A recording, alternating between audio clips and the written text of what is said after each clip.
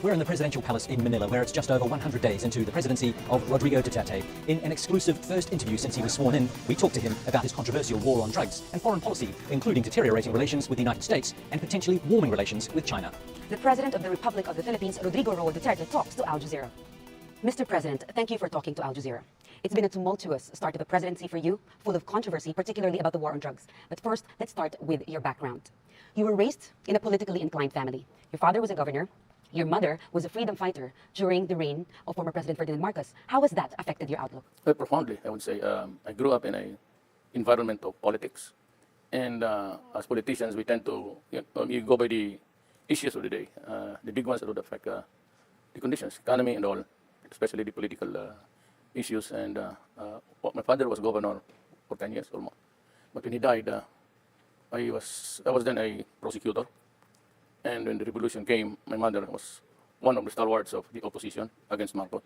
You also had some difficult times when you were younger as a child. You have revealed that you were sexually abused by a priest. Has that shaped your beliefs? Has that helped to shape who you are now? Yes, to a large extent, actually. It's what you get along the way that shapes your character, especially.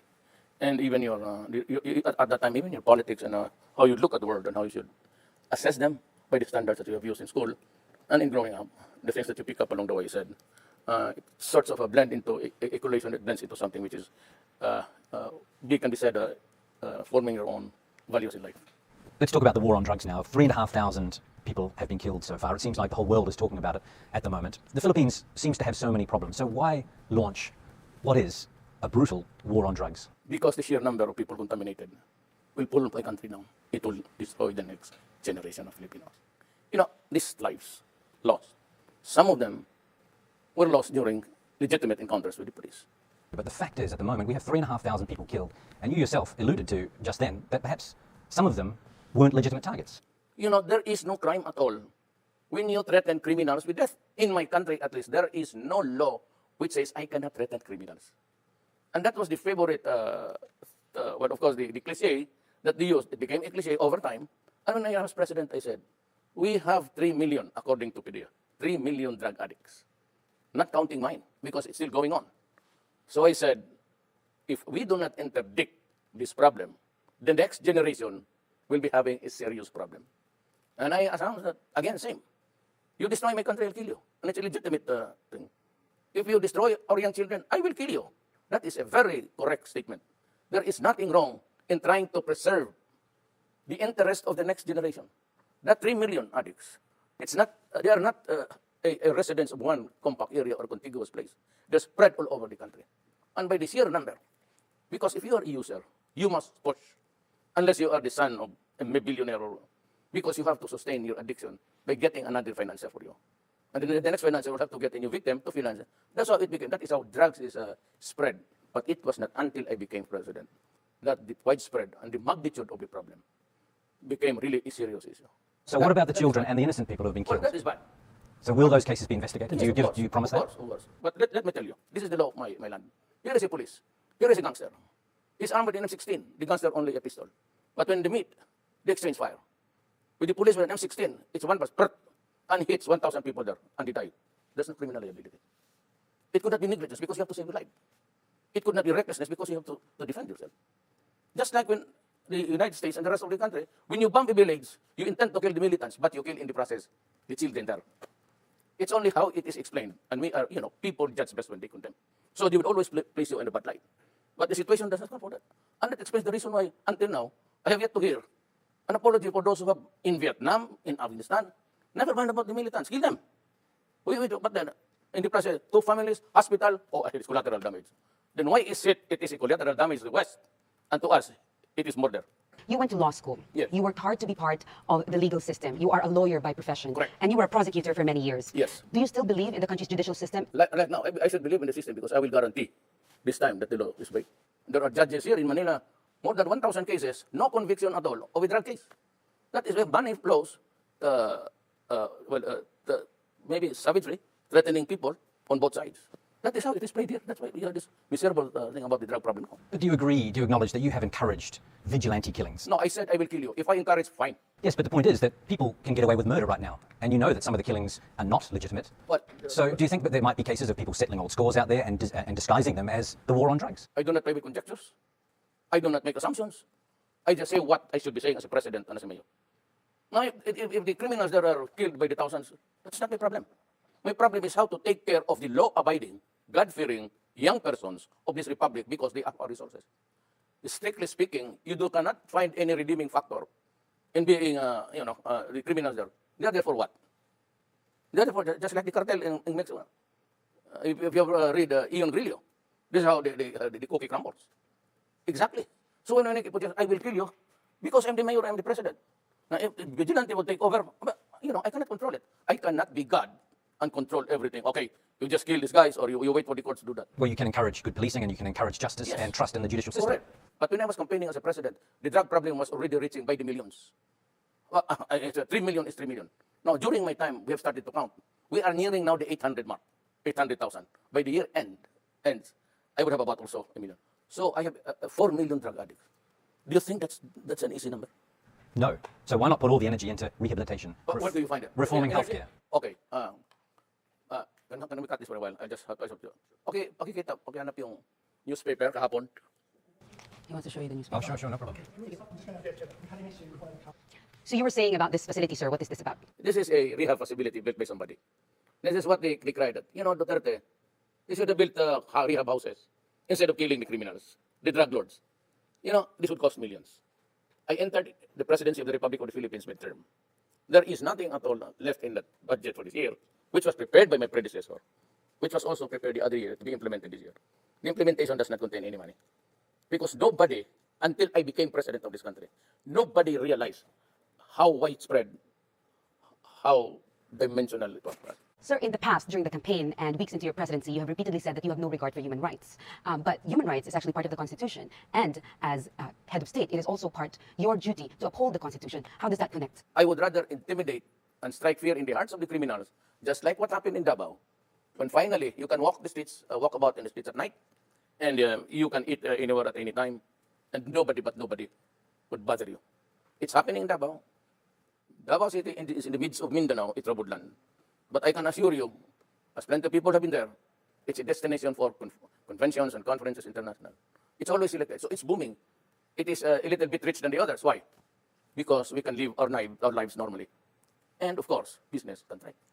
So that when I said, I do not care about what the human rights guys say. I have a duty to preserve the generation. If it involves human rights, I don't give a shit. I have to strike fear because I said, the enemies of the states are out there to destroy the children. Are you not worried about possible ramifications in the future for you, a possible impeachment or being tried in the international court? Good question. Before you can begin, you must determine that I have committed a crime in my country, that I have committed mass murders in my country, and then charge me that. There can be no ramifications when I say that I will kill you if you destroy my land. It's a legitimate statement of any general, of any wartime president, of any tribal leader to say those things. Of course, you said there can be consequences, but I am not worried about this thing. I do not make any projections. How many vigilante killings? Well, if you compare the 4 million to the 3,000 minus legitimate encounters between the law enforcers and the criminals, give or take even half of it. So what is it to the lives already lost? I have 4 million addicts to take care of. And I have been criticized and would say, well, why don't just, Duterte build rehab centers and just place them there? Why not? Why do you have to kill them? Look, I am a midterm president in the sense that I entered this year the presidency, only this year. The budget for this year was prepared by my predecessor, so Aquino. And it binds me because it would last until December. Nowhere in this budget provides enough money to build even 2 buildings of rehab structures. It's all what is left of my government now after the election is just enough for the MOE, maintenance and all. So you're saying no capital outlays. The budget of President Aquino for this year, the last 6 months, does not include any rehabilitation? Because the problem was there, but there was nobody minding the store. I was the only mayor brave enough to say those things. So my city, got the benefits of a peaceful place where you can live, where you can eat, work safely. But the others, we did not know. But they allowed so many administrations to flourish. And it was not until I became president that we realized that there were already, according to at the time to General Santiago of the PDEA, Philippine Drug Enforcement Agency, that there are already 3 million addicts. So never mind my counting, because I'm still counting up to the end of the year. Are you in favor of medicinal marijuana? Yes, but that is a very long process. It has to be something like being officially certified by the Food and Drugs of the Philippines, and it must have this qualifying, activity where it's being used to find out if it's really medicinal or if it can do something good for the body. But you consider it. You consider it the legalization of it, for example. I'm not the authority for that. It's the Food and Drug Administration, which is it's good. Okay. If it is certified by the government, it's good, fine, no problem. I don't think anyone could deny, doesn't matter how controversial it is, that you've delivered on your election campaign promise to crack down on drugs. One thing you haven't delivered on yet is your promise to ride a jet ski out to the disputed territory in the South China Sea and plant the Philippine flag on there. Now, many people, many voters, I assume, took that as a sign that you were going to be tough on China in that disputed territory in the South China Sea or the West Philippine Sea, but you haven't been. Why? Do you really think that I would go there riding? I don't even own a jet. No, I don't. But people perceived that as a sign that you were going to get tough with China. It was a hyperbole. Literally, you cannot expect to ride. I don't even know how to swim. And if it overturns, then you lose a president along the way. So why did you say that then? What were you referring to? Hyperbole. To stress a point that we will not give up anything there. But your statements recently tend to indicate that you are willing to give up some territory there. No, it doesn't. Nobody's going to give up the judgment that it's enough people. I cannot give it up. Nobody can give it up. Nobody in the Constitution allows anybody to give it up. Even the president cannot give it up. Those are our entitlements. This is an island. Every country in this world is given its own fish pond. That's your fish pond where you get the fish, the shells, and everything. You cannot give it up. You can only negotiate to prevent war. Remember that okay, I'll push your logic to this logical conclusion. We have this judgment, right? Two things. I can go into a rage because it's being occupied. But remember, it is not the sovereignty. It's the entitlement attached to it is the sovereignty. Okay? The other is to go into a rage and fight, and the other is to talk. What do you think will happen to my country if I choose to go to war? I fight alone? Or I would call upon the other countries to help me? Who? Who would die for my country except us? So we can only talk. And that's why they invited me for talks. I will go. But I will go with this paper. A blank sheet Mr. of paper. President, yeah, I said, this is the award. I cannot go out beyond the boundaries of this paper. Let's talk. Let's begin here. The Philippines won a landmark case against China, unprecedented in recent history, a smaller country standing up to a superpower. It declared the 9-dash claim of China invalid. Now, you're going to China, and you've mentioned previously, you said that you will not insist on the position of the Philippines on the Scarborough Shoal. Now, your critics are questioning why it seems you're going to China and negotiating from a position of weakness rather than of strength. It would be arrogant to go there and say, I'm going there to fight for this and that. There's much to be learned in history, and even in the books, and the way the Orientals places the words in his mouth, especially the Chinese. You have to go there with a little bit of courtesy. But when you are already in front of each other, then I said, this is it. We do not go. What would be the purpose in going there without this? For what?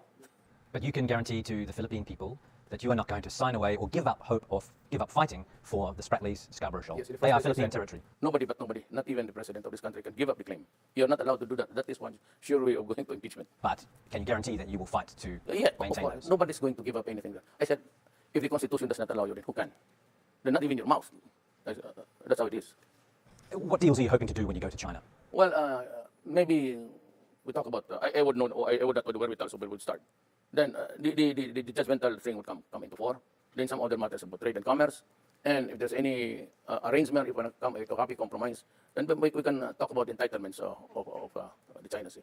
But really, I cannot predict on any solid thing to talk about until I'm there. So I am not there until I am there. Will you discuss the war on drugs? Because records show that a lot of the drugs coming into the Philippines are coming from China. I understand it. That's why they'd like to help. But China now is a democracy. I mean, the communist is just something which is just a thing to go by, to keep control.